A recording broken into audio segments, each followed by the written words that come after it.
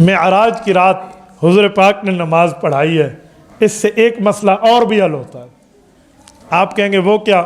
اب ذرا سنو، وہ مسئلہ یہ حل ہوتا ہے، یہ جو آج کل ہمیں کہا جاتا ہے کہ تمہیں نماز پڑھنی پڑے گی اور جماعت کے ساتھ نماز میں امام کے پیچھے سورۃ فاتحہ پڑھنی ہوگی، یہ جو طبقہ مجھے سمجھاتا ہے اور اس مسئلے پر ایک دو احادیث پڑھتا ہے جو ان کی دلیل بنتی نہیں ہے، اور سنانے کے لیے کہہ دیتے ہیں جی امام کے پیچھے پڑھنا پڑے گا ورنہ نماز نہیں ہوگی۔ بھائی سوال یہ ہے، اگر امام کے پیچھے مقتدی قرآن پڑھے گا ورنہ نماز نہیں ہوگی تو بیٹا ذرا سینے پہ ہاتھ رکھ، دل کی دھڑکن کو چیک کر کے مجھے جواب دے، معراج کی رات جو حضور پاک نے انبیاء کو نماز پڑھائی، نبیوں کی نماز ہوئی یا نہ ہوئی؟ بولیے، سارے نہیں بولتے، ہوئی یا نہ ہوئی؟ انہوں نے قرآن پڑھا تھا؟ کیسے قرآن پڑھا؟ وہ تو تورات والے تھے، زبور والے تھے، انجیل والے تھے، صحائف والے تھے، ان پر تو قرآن اترا ہی نہیں تھا۔ یا تو بتا قرآن پاک پہلے اتراؤ۔ چلو سورۃ فاتحہ پہ آ جاتے ہیں بھائی، سورۃ فاتحہ تورات میں ہے، انجیل میں ہے، زبور میں ہے، صحائف میں ہے؟ کوئی پوچھے نا نہیں ہے کہ دلیل آؤ، میں نہیں ہے کہ دلیل پڑھتا ہوں۔ اللہ کا قرآن کہتا ہے وَلَقَدْ آتَيْنَاكَ سَبْعًا مِّنَ الْمَثَانِي وَالْقُرْآنِ الْعَظِيمِ، اے میرے پاک محمد مصطفیٰ صلی اللہ علیہ وسلم، میں نے سورۃ فاتحہ صرف تمہیں دی ہے۔ یہ قرآن کریم کی آیت ہے، تو سورۃ فاتحہ صرف حضور کو ملی، پڑھی بھی حضور نے، امام بن کے پڑھی۔ موسیٰ علیہ السلام مقتدی ہیں، فاتحہ نہیں پڑھی۔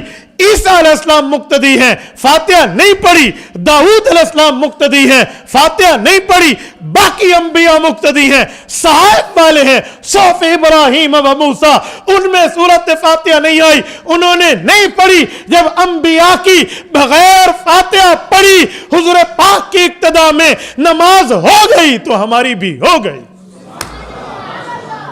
یہ تو مجھے کہاں کی باتیں سنا رہا ہے، اجی تمہاری نہیں ہوتی جی، نہیں ہوتی جی، نہیں ہوتی۔ اور خدا کے بندے، تجھے نماز پڑھانے کا اتنا شوق ہے تو جا بازار، جا منڈیوں میں، جا سینما ہال میں تبلیغی جماعت کی طرح محنت کر، بے نمازیوں کو نمازی بنا۔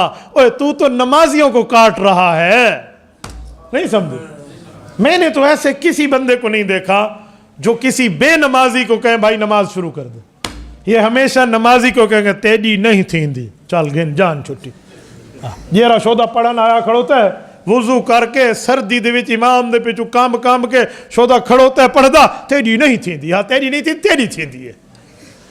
میں دنیا میں حیران ہوں، بھئی تمہیں اتنا ہی شوق ہے تو بھائی چاہو سینما ہال پہ ٹھہر جاؤ، جو لوگ پکچر دیکھ کر نکلیں انہیں کہو بھائی نماز شروع کر دیں۔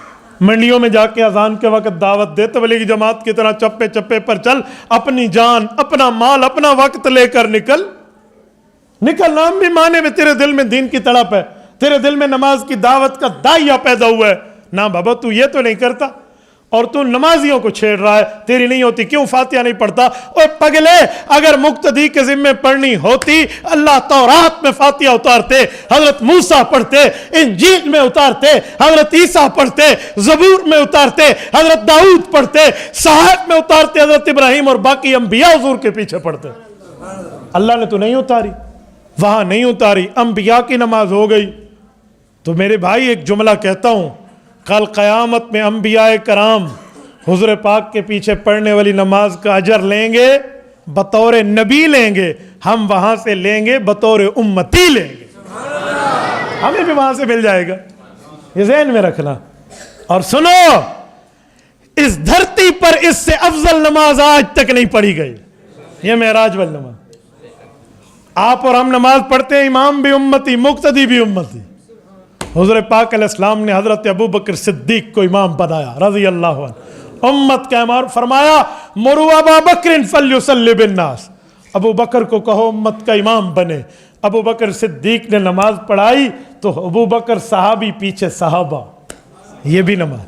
اس سے تھوڑا آگے آئے، حضور پاک علیہ السلام جب نماز پڑھاتے تھے، حضور نبی پیچھے امت، یہ بھی نماز۔ لیکن ایک نماز ان سب نمازوں سے بڑھ کر ہے، وہ کون ہے؟ امام بھی نبی، مقتدی بھی نبی۔ اس سے افضل نماز اس دھرتی پر نہیں پڑھی گئی اور نہیں پڑھی جائے گی، اتنی افضل نماز ہے، اور اس سے احناف حنفیوں کی پوری نماز ثابت ہو رہی ہے۔ پھر بھی دل میں کھٹ کھٹ ہے لوگوں کو، پھر بھی ہمیں کہیں گے جی تواڈے کول تو دلیل کوئی نہیں، ایندے کول وڈی دلیل تے ابا جی بڑھا کے آسی ہو خدا دا بندہ، کہاں سے دلیل لائیں گے اس سے بڑی؟ اتنی بڑی دلیل، اتنی ہیوی ویٹ کی وزنی دلیل ہے جو اس سے بڑی نماز اس دھرتی پر اللہ کے آسمان نے آج تک نہیں دیکھی۔